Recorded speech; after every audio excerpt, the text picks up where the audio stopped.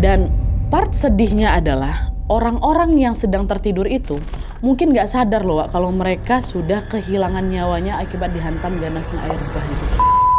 Hai, wassalamualaikum warahmatullahi wabarakatuh. Terima kasih sudah klik video ini. Oke Wak, di malam ini seperti biasa aku akan membawakan satu kisah tentang bencana alam yang pernah terjadi di Indonesia, yaitu tragedi Situ Gintung yang ada di Tangerang, Banten pada tahun 2009 Wak. Tragedi ini diawali dengan hujan deras sehari semalam, lalu beberapa jam kemudian datanglah gelombang air bah yang meluluh lantakkan rumah warga pada saat mereka masih tertidur. Bencana yang terjadi hanya sebentar itu mampu mengakibatkan jatuhnya puluhan korban jiwa Wak. Saking dahsyatnya air bah yang menghantam kala itu, tragedi Situ Gintung ini disebut sebagai tsunami kecil yang sangat mematikan. Nah, penasaran gimana kisah selengkapnya? Jadi tanpa berlama-lama kita langsung masuk aja ke ceritanya ya. Check it out.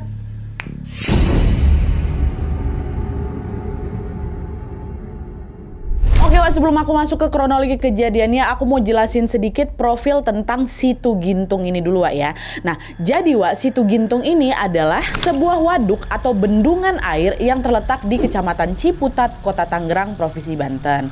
Nah, Situ Gintung ini merupakan bagian dari Sungai Cisadane. Cisadane apa Cisadane sebutnya? Cisadane lah mungkin ya, maaf kalau salah. Yang mengalirkan air dari lereng Gunung Pangrango dan juga Gunung Salak Wak. Nah, menurut catatan sejarah, Situ Gintung ini pertama kali dibangun pada tahun 1932 sampai tahun 1933 atau di masa penjajahan Belanda.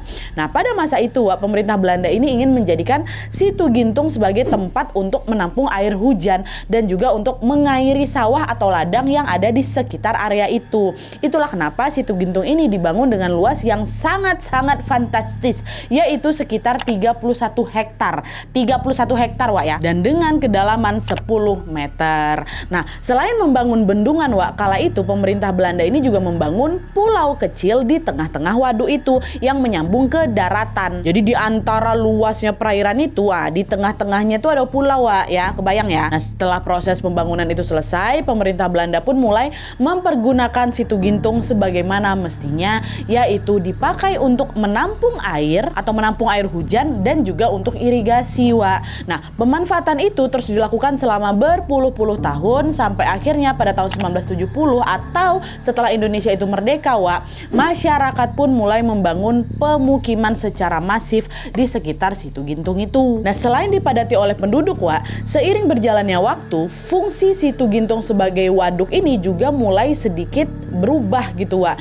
Jadi masyarakat itu gak cuma menjadikan Situ Gintung ini sebagai bendungan aja, tapi juga sebagai tempat refreshing. Hampir tuh setiap sore Situ Gintung ini selalu dipadati oleh masyarakat yang ingin menikmati keindahan alam yang ada di sana. Dan rupanya hal itu berdampak besar Wak, karena dari situ banyaklah itu pebisnis-pebisnis yang tertarik untuk membangun wahana bermain di sana. Dari situ para pebisnis pun mengajukanlah permohonan kepada pemerintah untuk bisa mendirikan wahana wisata di area Situ Gintung itu. Dan ternyata pemerintah mengizinkan Wak. Nah, setelah diberi izin, ya udahlah mereka pun langsung lah itu kan membangun berbagai wahana wisata macam kolam renang, tempat outbound, dan juga restoran-restoran. Pembangunan itu tentunya menarik perhatian masyarakat yang ada di sekitar Situ Gintung maupun yang ada di luar Situ Gintung ya kan. Saking banyaknya warga yang tertarik Wak, wisata itu pun menjadi salah satu destinasi favorit bagi masyarakat Tangerang dan juga sekitarnya. Jadi udahlah dulu rame, sekarang makin rame lagi tuh. Nah, tapi di balik keramaian itu Wak, Situ Gintung ini menyimpan sebuah fakta yang bisa dibilang cukup menyedihkan, di mana pembangunan desa wisata di Situ Gintung itu ternyata tidak diimbangi dengan sistem pemeliharaan yang baik. Dan parahnya lagi Wak, Situ Gintung ini juga mengalami penyimpitan area yang sangat drastis. Tadi awalnya berapa hektar? 31 hektar kan? Tiba-tiba jadi 21 hektar. Kedalamannya pertama berapa? 10 meter. Jadi 4 meter aja. Nah, selain luas dan juga kedalaman wilayah yang berkurang lumayan drastis itu Wak, pengelola Situ Gintung yaitu pemerintah juga mulai lupa tuh kalau fungsi Situ Gintung ini adalah kan untuk membendung air ya kan, bukan untuk berwisata. Ya wisata tuh cuma untuk sekedar tambahan aja lah. Nah, hal itulah yang secara tidak langsung membuat pengelola pun mengabaikan pemeliharaan pada Situ Gintung. Dan karena tidak dipelihara dengan baik, ya semakin lama Situ Gintung pun mengalami berbagai kerusakan tuh, macam besinya udah mulai lapuk, pintu airnya juga udah mulai rusak, salurannya terhambat, bahkan ada juga air yang ditampung di dalam waduk tuh udah mulai merembes tuh di sisi-sisi tanggul. Nah, meskipun sudah ada tanda-tanda kerusakan mungkin pada saat itu belum ada pihak yang sadar tuh. Hingga kemudian pada tanggal 5 Desember tahun 2008 datanglah itu sekelompok peneliti gitu dari Badan Pengkajian dan juga Penerapan Teknologi atau BPPT ke sana. Nah, pada saat itu mereka tuh melakukanlah itu pengamatan secara langsung di sekitarnya Situ Gintung. Nah, ketika melakukan pengamatan itu peneliti ini melihat bahwa kondisi Situ Gintung itu sudah di tahap yang bukan sudah waspada lagi, sudah sangat berbahaya. Kenapa? Karena semua kerusakan itu merupakan hal serius yang berpotensi menimbulkan bencana. Nah, setelah menemukan fakta itu, akhirnya para peneliti ini pun segeralah memberitahukan temuan mereka ini kepada warga sekitar. Dan dari situlah warga sekitar tuh akhirnya tahu nih kalau Situ Gintung ternyata sedang tidak baik-baik aja nih. Khawatir kerusakan itu menjadi semakin parah lagi, warga pun akhirnya mengajukan tuntutan pada pihak pengelola supaya cepatlah itu lakukanlah perbaikan ke Situ Gintung gitu kan. Warga bilang lagi, "Pak, Situ Gintung ini kayak udah mulai parah lah Pak, tolonglah dibetulin soalnya kan ini menyangkut keselamatan kami yang tinggal di situ Pak," kata gitu. Nah, di situ pengelola jawab, masa sih kalau kami tengok kayak Situ Gintung aman-aman aja lah, nggak ada yang perlu kalian khawatirkan kayaknya. Aman kayak mana nih Pak, orang airnya udah ngerembes kok, itu aja udah tanda-tanda bahaya loh Pak, peneliti kemarin ngomong kayak gitu sama kami, kata warga kayak gitu. Nah, karena terus-terusan didesak oleh warga pihak pengelola pun alhamdulillahnya akhirnya setuju tuh untuk memperbaiki Situ Gintung. Ya udah tenang, nanti kami perbaiki, kalian tenang aja lah, pokoknya nggak usah khawatir, kata gitu, kata pengelola pada saat itu ya. Dan memang betul tidak lama dari situ pihak pengelola ini pun langsung melakukan perbaikan pada Situ Gintung. Cuman sayangnya nih, mereka tuh melakukan perbaikan tuh hanya di bagian hulu aja di bagian hulu, padahal sebagian besar kerusakan itu terjadi pada bagiannya hilir. Jadi kayak entah mungkin mereka salah tangkep apa ada miskomunikasi di situ, entahlah, yang penting diperbaiki di hulu aja. Ini FYI buat kalian belum tahu, hulu tuh merupakan bagian atas atau bagian lembah dari Situ Gintung sementara hilir itu bagian ujung dan juga lokasinya lebih rendah dibandingkan hulu gitu ya. Dah lah tuh kan, singkatnya kesalahpahaman itu pun betulan berdampak fatal karena kerusakan Situ Gintung ini tidak bisa ditangani secara tepat toh. Nah, puncaknya pada suatu hari di tahun 2009 Situ Gintung tiba-tiba jebol dan mengakibatkan datangnya bencana banjir bandang yang menewaskan puluhan korban, bahkan hampir ratusan korban. Dan peristiwa itulah yang kemudian dikenal dengan nama tragedi Situ Gintung. Nah, sekarang baru nih kita masuk ke kronologi kejadian pada saat itu ya.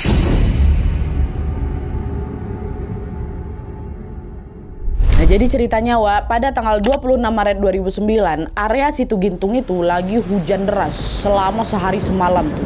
Nah, hawa yang dingin dan juga lembab kala itu membuat warga sekitar memilih untuk tidak keluar dan berdiam di rumah masing-masing, warga sekitar Situ Gintung tuh ya. Tapi menjelang tengah malam ada salah satu warga namanya Aji, dia bosan itu ada di rumah gara-gara seharian tuh pokoknya dia di rumah aja gitu.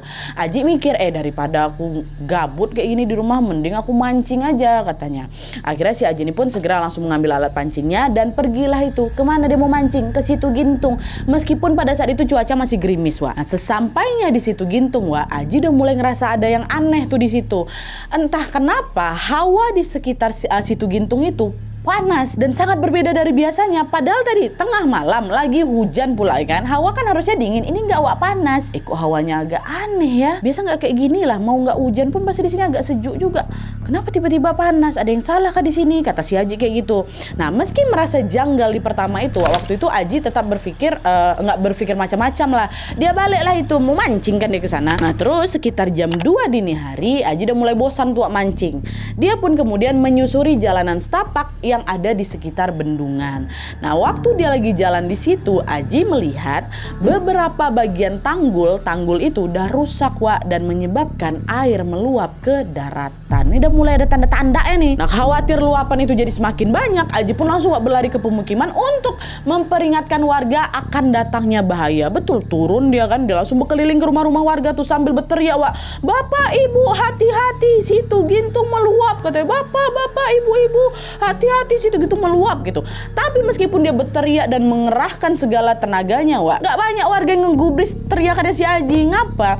Itu jam 2 malam. Sebagian besar dari mereka yang masih tertidur lelap, Nah di sisi lain hujan yang kala itu masih turun pun membuat volume air yang ada di Situ Gintung itu pun jadi makin besar lagi. Nah biasanya apabila volume air ini lagi naik-naiknya Wak, sebagian dari air itu akan dialirkan ke Sungai Cisadane tadi itulah, melewati 2 pintu. Ada pintu barat, ada juga pintu timur. Tapi gegara waktu itu apa? Pintu itu kan rusak kan. Alhasil volume air turun itu pun tidak terbendung dan mulai meluap secara perlahan-lahan. Nah di saat ini airnya meluap ya. Nah di saat airnya meluap, alarm di sekitar tanggul itu sebenarnya langsung nyala untuk bisa memperingatkan warga. Dan FYI juga di Situ Gintung itu memang ada alarm tanda bahaya gitu loh.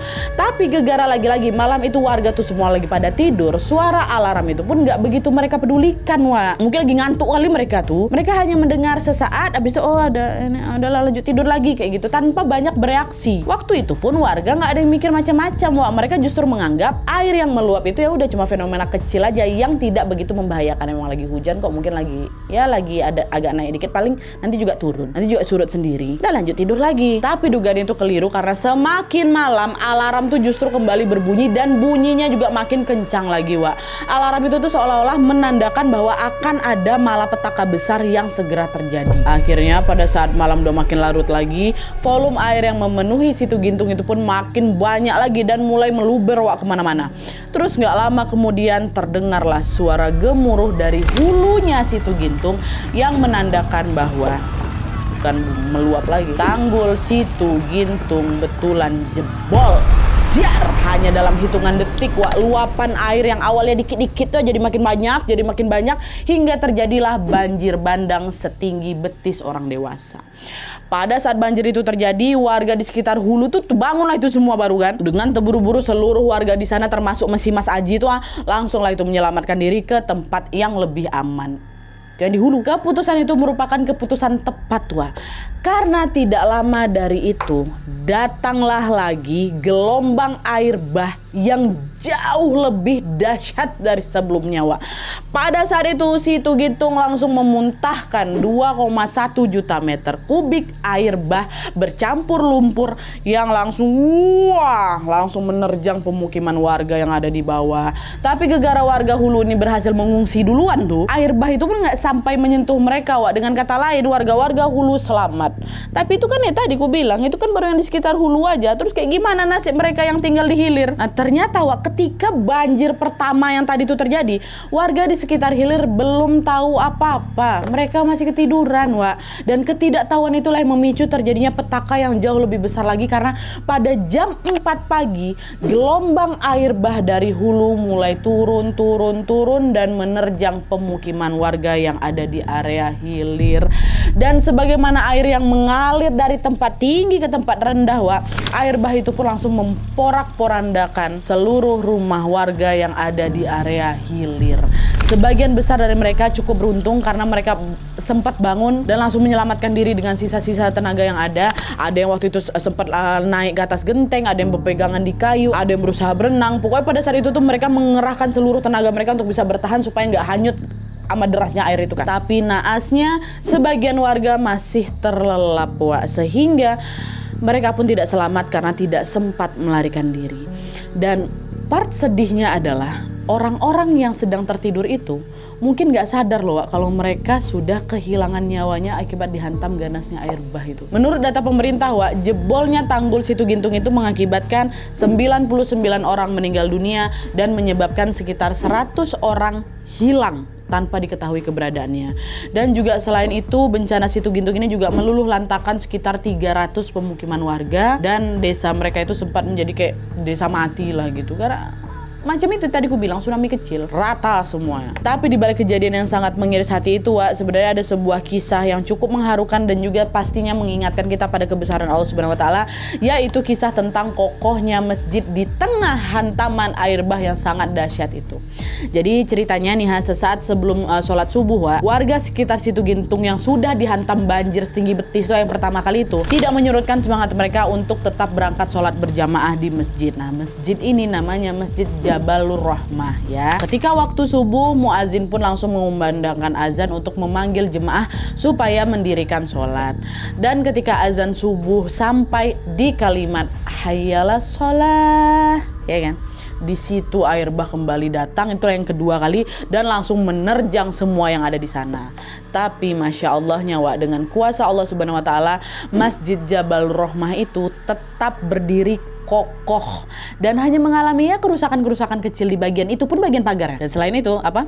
Semua jemaah yang ada di dalam masjid itu selamat, nggak ada yang kena air sama sekali. Padahal semua bangunan yang ada kanan, kiri, depan, belakang itu udah rusak parah, udah rata sama tanah bahkan. Masjid kokoh Wak, Masya Allah. Akhirnya udah nih, singkat cerita, setelah bencana itu terjadi Wak, warga Situgintung yang selamat ini pun bahu-membahu melakukan evakuasi korban bersama juga dengan tim SAR. Mereka melakukan upaya terbaik untuk bisa menyelamatkan korban yang masih hidup dan juga memakamkan korban yang sudah meninggal dunia secara layak. Lalu beberapa hari kemudian, para sukarelawan dari seluruh wilayah Indonesia pun mulai itu berdatangan juga untuk bisa mengelurkan bantuan mereka. Datang nih kan mereka semua. Mereka mengirimkan stok makanan, pakaian, obat-obatan, bahkan terjun langsung ke lapangan untuk membantu proses evakuasi. Dan setelah keadaan mulai kondusif, pemerintah pun segera langsung melakukan penelitian nih untuk mengetahui penyebab jebolnya tanggul Situgintung ini. Pada saat itu ada silang pendapat antara pemerintah dan juga ilmuwan yang pernah meneliti kondisi Situgintung. Nah, perbedaan itu sempat memicu ketegangan gitulah di antara keduanya, serta juga sempat menimbulkan kontroversi di kalangan masyarakat. Nah, di sini aku sedikit mau membahas perbedaan pendapat mereka ini apa-apa aja ya. Nah jadi Wak, setelah bencana mengerikan itu terjadi, beberapa pihak ini pun mulai mencari tahu lah kan apa penyebab jebolnya tanggul Situgintung itu. Nah pada saat itu Wak, pemerintah yang diwakili oleh Bapak Djoko Kirmanto selaku Menteri Pekerjaan Umum kala itu berkata, ini nih kayaknya yang bikin tanggulnya jebol tuh ya gegara kemarin hujan deras seharian tulah, kata Pak Djoko.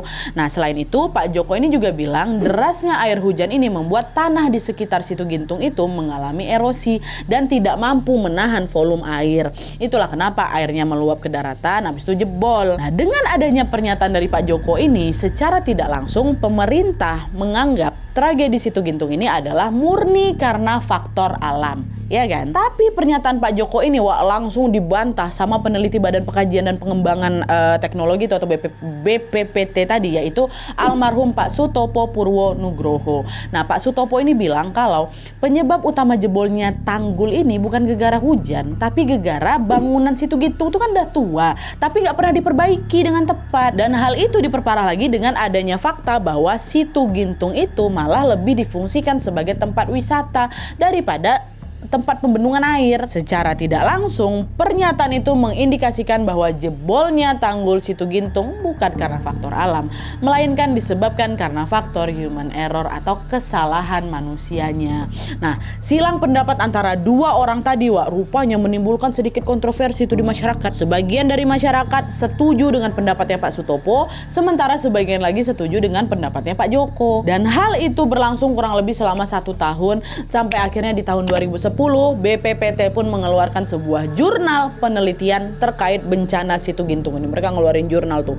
Nah, di penelitian itu BPPT menulis kalau curah hujan yang terjadi di malam kejadian atau malam sebelum tanggul itu jebol berkisar sekitar 113,2 mm per hari. Dan angka itu tergolong normal dan bukan termasuk hujan ekstrim kok. Dan gak cuma itu aja Wak, BPPT ini juga menulis bahwa pemerintah Belanda yang notabene-nya adalah pihak yang membangun Situgintung pertama kali tidak mendesain bangunan itu dengan umur ratusan tahun. Artinya apa? Situgintung ini seharusnya dibangun kembali secara berkala. Supaya apa? Supaya tetap kokoh. Nah, selain faktor usia bangunan Wak, jebolnya Situgintung itu juga terjadi karena berubahnya fungsi lahan. Dari awalnya itu adalah area pertanian, berubah jadi area pemukiman. Nah, perubahan itu merupakan kesalahan besar yang seharusnya tidak dilakukan oleh pengelola. Kenapa? Karena alih fungsi lahan itu membuat resapan air menjadi berkurang. Apalagi Situgintung ini kan memang tidak didesain untuk pemukiman kan, ataupun apalagi tempat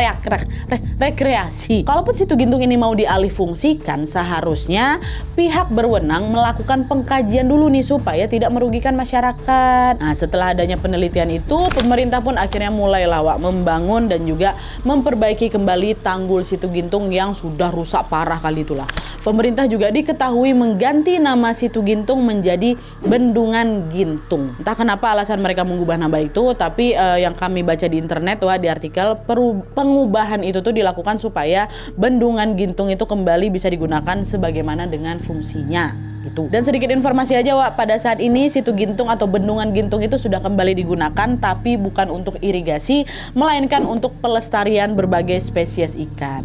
Dan meskipun begitu, tempat wisata di Situ Gintung tetap dibuka, tapi memang dialihkan ke pulau kecil yang ada di tengah-tengah bendungan Wak. Jadi bukan di perairannya langsung gitu ya. Dan kabar baiknya setelah kejadian mengerikan itu Wak, pemerintah Indonesia selaku pengelola Situ Gintung akhirnya mau belajar dari kesalahan mereka dan juga melakukan perbaikan bangunan secara berkala. Supaya apa? Supaya bencana mengerikan yang dulu pernah terjadi ini tidak akan terulang lagi ke depannya, dan semoga Bendungan Gintung ini aman-aman terus aja ya. Amin ya robbal alamin.